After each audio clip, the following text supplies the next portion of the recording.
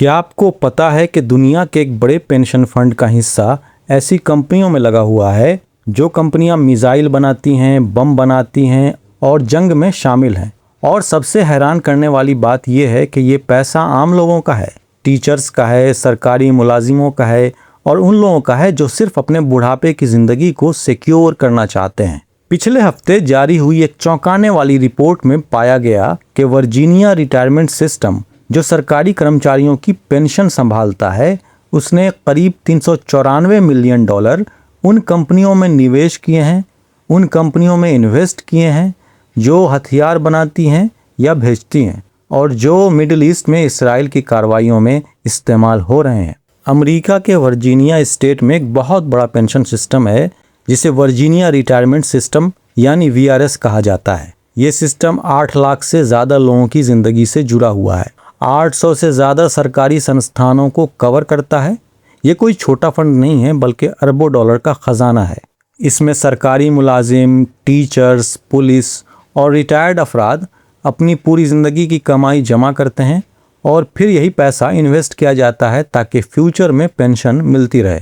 लेकिन हाल ही में एक रिपोर्ट सामने आई है जिसमें कहा गया है कि VRS सैकड़ों मिलियन डॉलर ऐसी कंपनियों में इन्वेस्ट कर रहा है जो हथियार बनाती हैं और जिन पर यह इल्ज़ाम है कि उनका इस्तेमाल गाज़ा में हो रही तबाही में हुआ है।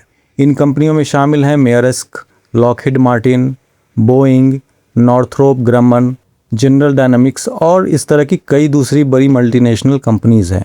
ये कंपनियां कोई आम बिजनेस नहीं करती बल्कि ये दुनिया के डिफेंस सिस्टम का हिस्सा है। ये फाइटर जेट्स बनाती हैं, मिसाइल्स बनाती हैं, बॉम्ब्स बनाती हैं और एडवांस्ड वार टेक्नोलॉजी को डेवलप करती हैं।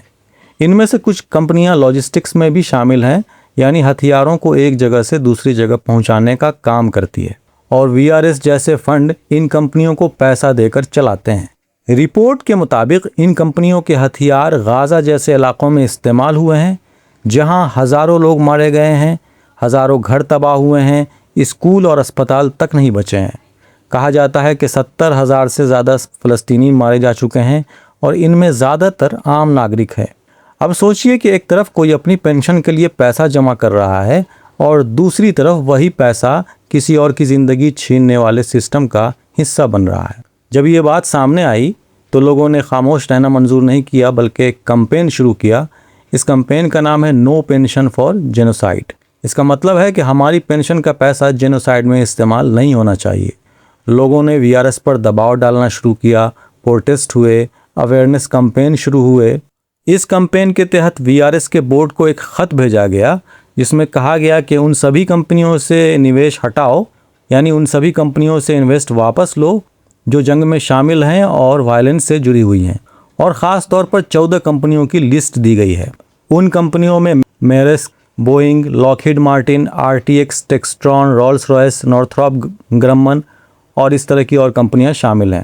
VRS जवाब में कहता है कि हम फाइनेंशियल रिटर्न्स के लिए काम करते हैं, जो हमें मुनाफा देगा हम वहां पैसे को इन्वेस्ट करेंगे। लेकिन क्रिटिक्स कहते हैं कि अगर मुनाफा इंसानी जानों की कीमत पर आ रहा हो तो वो मुनाफा नहीं है बल्कि जुल्म है।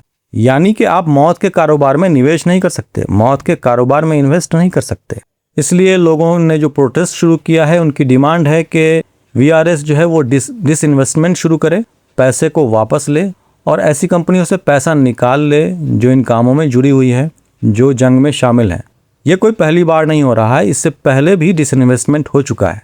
जैसे साउथ अफ्रीका में जब अपार्थाइड था तो दुनिया भर में लोग उसके खिलाफ खड़े हो गए। यूनिवर्सिटीज़, पेंशन फंड्स, गवर्नमेंट सब ने कहा कि हम पैसा वापस ले लेंगे। धीरे धीरे कंपनियों पर प्रेशर बढ़ा, इकोनॉमी कमज़ोर हुई और आखिरकार सिस्टम गिर गया। यानी पैसा हटाने से प्रेशर तो आता है। अभी हाल के दिनों में रशिया यूक्रेन कन्फ्लिक्ट शुरू हुआ तो कई देशों ने रशियन कंपनी से इन्वेस्टमेंट वापस ले लिया है, जिससे ग्लोबल प्रेशर पड़ा, फाइनेंशियल असर हुआ। तो असर तो होता है, डिसइन्वेस्टमेंट से असर होता है। ये रिपोर्ट जो प्रकाशित हुई है इसे VRS divest from weapons and wars, फ़लस्तीनी यूथ मूवमेंट और पीपल्स एम्बार्गो फॉर पैलेस्टाइन द्वारा जारी की गई है।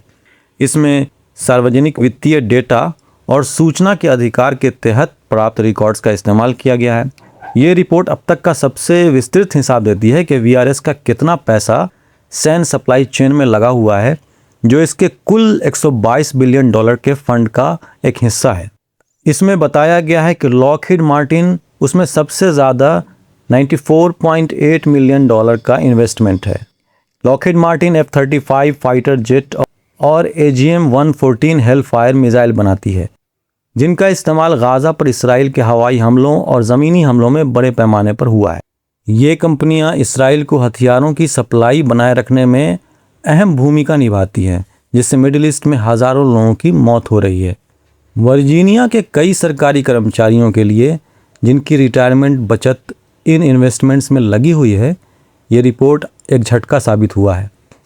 ये जानकर कि उनकी पेंशन का हिस्सा उन कंपनियों में लगा हुआ है जो गाज़ा में अस्पतालों, स्कूलों और घरों पर बमबारी में शामिल हैं, जिसमें करीब 70,000 लोग मारे गए हैं, जिनमें ज़्यादातर आम नागरिक हैं। बहुत से लोग VRS से कार्रवाई की मांग कर रहे हैं। वो कह रहे हैं कि डिसइन्वेस्टमेंट किया जाए, उनसे पैसा वापस लिया जाए। अब देखिए इस कैंपेन का क्या नतीजा निकलता है, ये तो आने वाला वक्त ही बताएगा।